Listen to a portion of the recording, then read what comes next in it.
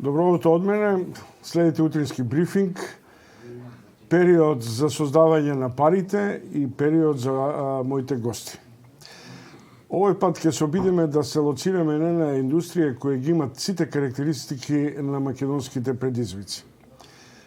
Млади образовани, често заминуваат, една нова индустрија која нарекуваме IT индустрија, која создава годишно нето извоз од 160 милиони евра со перспектива на 2 до 3 години да стигне до двојна сума и која има вкупен приход која се доближува некаде до 800 милиони евра. Ќе се обидам тоа да го лоцираме и да го приземиме низ искуства на бизнисмени кои водат такви IT индустрии, кои се иновативни и така натаму. Мој денешен гостин е Ванчо Ордановски. Добар ден, добро утро. Добро утро. Вие сте една од вака постарите и полегитимирани компании кои е заседната во ова IT индустрија, но нема да разговараме од аспект на тоа што создавате, бидејќи тоа е сосема известно дека е тоа еден да речем условно иновативен проект. Што се случува со македонската IT индустрија, со тек индустријата? Дали ние продуцираме кадри за собствените компании или имаме на одреден начин еден некритички отворен простор за аутсорсинг компании? Да, токму тоа. Ние имаме одлични услови за едукација на кадрите. Финки и други универзитети во Македонија продуцираат и програмите им се сосема добри. Значи, кадрите кои што излегуваат од нив се со одличен квалитет, но за жал понатаму тоа не се прелева така како што треба, како што се очекува, особено не за македонската економија. Многу често, знаете, вие сте IT, полни сте пари, немате право ништо да кажете, затоа што многу заработувате, што не е ни точно. Затоа што и во Македонија има огромни фирми, јавноста не ги ни знае често ни по име, ни дека постојат, со десетици и стотици и повеќе над 100 вработени кои што работат аутсорсинг. И тоа не прва рака, туку преку посредници од преку посредници, трета рака, четврта рака, и Балкан, и во странство и така натаму. Да ви кажам, аутсорсинг во толкава цифра, тој не доаѓа затоа што дели овде огромни плати. Тие доаѓа затоа што тој им се исплати. Затоа што платите на тие програмери, на тој IT кадар, не се само програмери, да тој IT кадар кој што работи во тие аутсорсинг компании, всушност се многу помалку платени од таму каде што Ордановски велите дека Финки продуцира добри завршни студенти кои годишно се веројатно 120 и така натаму, и што е сега една од прилично лукративните добри професии. Но кај завршуваат тие? Сите ги абсорбирате вие домашните компании, дури аутсорсинг, или заминуваат? Ни од блиску. Од околу 120, јас сега точните цифри се отприлike, јас што ги знам, не мора бидат сосема точни, но колку што јас знам 120 отприлike годишно дипломираат од различни профили, IT инженери, софтверски, околу 80, 2/3 си одат за странство. Зошто? Знаете што, тоа е микс од повеќе и социјални и обштествени причини, не е само стручни причини тука, затоа што останатите 40 не се ни од блиску доволни да задоволнат македонската економија со кадри, така што овие што си одат се млади луѓе кои што мислат дека на запад ќе имаат многу само подобар платите живот. или социјалниот амбиент, или на крајот пише дали младите се свесни, како што еден од вашите, да речем, бизнис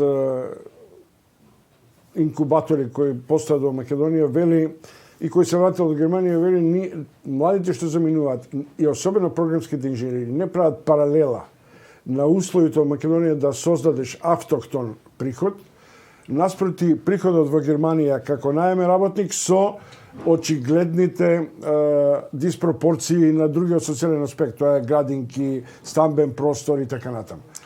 Да, знаете, прво, тие што одат млади луѓе веднаш после факултет или релативно скоро после тоа, не се толку добро платени. Мислам, има, да, точно, еве, во Западна Европа, особено, програмерите се лично претоја, ама треба бидеш добар програмер. Тоа значи доста години искуство. Програмер искусен не се станува за година-две. Мислам, тоа треба години да поминат, за да се извешти, за да добие знаење и за да ги следи новите технологии. Таму одат младите, по моје гледање, и заради општествени причини. Тука име постојана криза, општеството е постојано во некој флукс, таму сметаат дека ќе најдат некаков мир, но ќе се изненадат кој ќе најдат таму дека трошоците на живот се многу високи. Тие плати во Западна Европа не се за ништо толку високи. Ордановски, треба се троши. и вие констатирате и генерално општествената ситуација е таква дека младите, особено одредени струки, медицинари, IT инженери, не знам, стручни други профили, заминуваат на Запад, особено затоа што сега притисок прави германската отворена економија, која може да прифати значаен контингент. Што тоа нам ни недостига во тековната економска политика, ни стимулации да може младите во вашите фирми и вие да ги задржите? Еве, ќе ви кажам, многу едноставно еден збор, субвенции, но не субвенции во смисло некому да се поклонуваат пари. За да функционира IT индустрија во вистински смисол во една држава, во стилот на ајде да се споредиме, ама не сме споредливи со Силикон Вели и така натаму, значи каде што се создаваат оригинални софтвери, се создаваат иновации, се создаваат дела кои што се створени во таа економија. Тоа не се случува веднаш. Значи, за да развиете еден сериозен софтвер ви требаат многу пари. Еве, за една апликација обична ERP требаат можда милион или милион и пол евра. Значи, тие пари обично стартапите ги немаат. Океј, имаме нешто стартап индустрија, но државата мора да размисли во моето размислување да воведе субвенции за IT секторот на сличен начин како што и за земјоделците. Впрочем, ама мислам дека ние грешката и кај аграрот е токму во тоа. Субвенција априори, субвенција на готов производ, на нешто што вие реално ќе го извезете, кој би бил оригинален домашен продукт. Прво мора да се вложи и во развојот. И во развојот. За да се добијат квалитетни програмери кои што ќе направат добар развој, тоа не се само млади, треба и искусни проект менаџери, треба разни кадри околу тоа. Мора тие да се isfinansираат. Имаме среќа добри почетоци нешто во Македонија, меѓутоа нема ништо што е системски и особено нема нешто што на што може да се потпре било кој стартап, значи кога ќе реши да прави производ и да прави нешто од IT индустрија, тоа не значи дека е само софтвер, може да биде комбинирано, хардвер, софтвер, нова иновација, да знае дека ќе добие, а тоа е суштината на субвенциите, да знае дека ќе добие нешто. Дека сите сме врзани кон државен интервенционизам, сите сме на владини јасли. Дали пропаѓа идејата во слободните царински зони, дали вие воопшто ја промисливте таа идеја да се формира една, како ние велевме, една мини силиконска долина на Балканот, или од Македонија да се лоцираат со сите бенефити што ги имаат компаниите таму? Знаете што? Сите овие зони, слободни царински зони, сите овие аутсорсери што доаѓаат и така натаму, тие не доаѓаат овде затоа што мислам, првата причина е затоа што е поевтино. Да се разбереме. И тие во 90% случаите и повеќе, всушност целиот приход, целиот профит, сите бенефити ги носат надвор од нивните инвеститори. Државата, колку и да го наречете тоа интервенционизам, државата мора да се погрижи за тоа, затоа што IT индустријата е стратешки дел од економијата, на било која економија. Не постои модерна економија без IT. И ако државата не го посматра тоа стратешки, храната е стратешки производ. Затоа се субвенционира. IT индустријата е стратешки производ.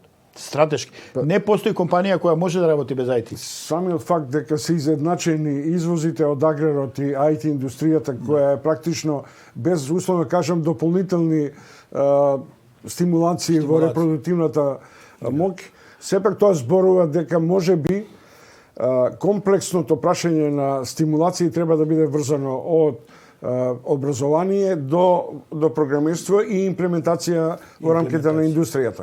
Мора, затоа што знаете што, осете Германија, јас слушнав, мојата информација е дека Бугарија наскоро, ако веќе и не ги воведе, ама наскоро, ќе воведе многу погодности за да ги привлече од регионот програмерите. На Бугарија и се случи одлив на мозоци кон која влезе во Европска унија, отидоа по Германија и така натаму. А Бугарија инаку има одлична софтверска индустрија, морам да кажам, и ќе воведе многу олеснување, дури и со доделување, не овие пасоши бугарски што ги знаеме тука, на друг начин, ќе сака да ги привлече овој Западен Балкан, кој што се уште не е во ЕУ, да привлече што повеќе програмери, значи во регионот. Јас сум бил во Софија, сум разговарал со мои колеги и со други, апропо на ова. Во Бугарија се случува зрелите програмери да си го враќаат бизнисот од Бугарија да го лоцираат, значи Бугарија да ја претворат во зона на програмско иновирање. Точно, имате огромни компании во Бугарија, Телерик, например, има веројатно 5000 вработени. И Србија е тука негде. Само Србија уште нема да кажам нешто што може да ми понуди на македонските програмери да отидат таму. Неку Србија е исто така огромна. Не сум сигурен точно за политиките. Прочитав всушност на тоа ми упати и Јордановски дека Србија очекува 2 милиарди извоз од софтверската индустрија до годинава и до година. Точно. Што значи дека ја прави вистинско јадро на Нека видат нашите политичари што прават, точно е тоа. Пред година-две една од најголемите српски компании која што има повеќе стотици вработени, видеоигри произведуваат. Видеоигри се сотема легитимен начин за заработка во IT индустрија, мислам програмирање на видеоигри. Отворија тука, сакаа да отворат аутсорсинг, меѓутоа не успеа, не најдоа доволно луѓе. И прашање дене кога ние ќе останеме овде како економија без доволно IT кадар. Но тоа се домицилни производи. Значи карактеристични се двата случаи на Балканот. Едно на познатиот пар во Словенија кој од една игра повеќе заработи скоро 1 милиарда и е меѓу најбогатите, и продажбата на IT компанија во Ниш од над 800 милиони евра. Што значи дека и да го создаде што треба да биде многу вложување и долгорочен капацитет на ум и на... Треба многу вложување, многу труд. Инаку имаме слични примери и во Хрватска. И пред да влезе во ЕУ, Хрватска исто така има милионери кои што се чисто технолошки милионери, IT и софтвер и технологија. Само ние некако заостануваме поради, ајде вие програмерите имате многу пари. Бројот на вработени во македонската тех индустрија е околу 15. Има ли потенцијал за зголемување на таков квалитетен образовен кадар? Нема компанија во Македонија, компанија, не IT компанија, компанија во Македонија на која не и треба IT кадар, во моментов искусен IT кадар. Сите плачат, сите кукаат, не може да најдат луѓе. Да не спомнувам банки, да не спомнувам такви кои што во суштина не може да функционираат без IT. Денеска банка не е банка без компјутери, не постои. Читам дека просечната плата е околу 1000 евра. Сега почнува да се создава фама. Фамата е дека програмерите, како вие почеток имате многу пари.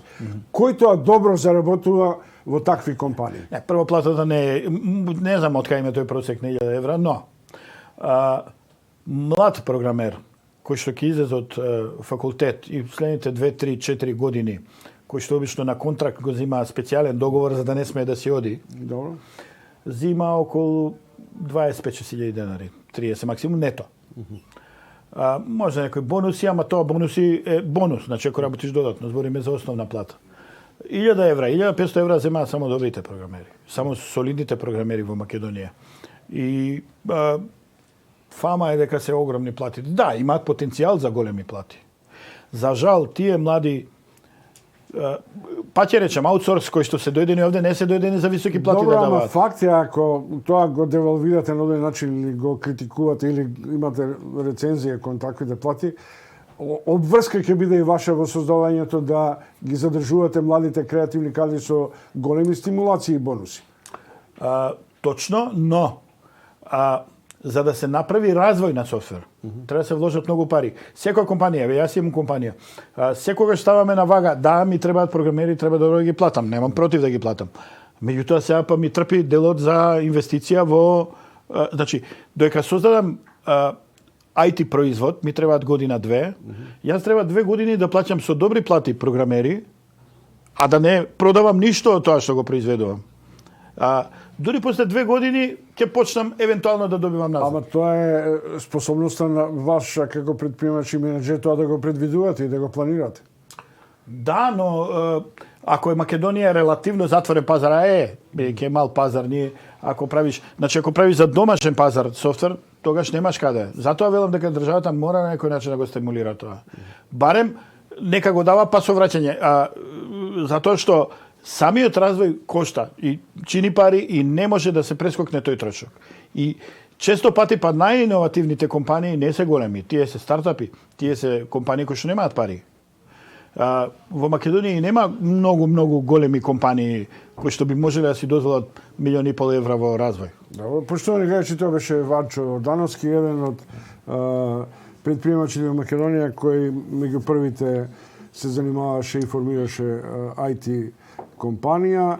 Разговаравме за стимулациите и за перспективите на оваа индустрија во Македонија, која очигледно станува една од стожените во светот и без која во наредните 2 децении веројатно нема да има никој просперитет, дотолку повеќе што е добро, што Финки се повеќе продуцира квалитетен кадар, како што вели Ордановски. Благодарам. Благодарам.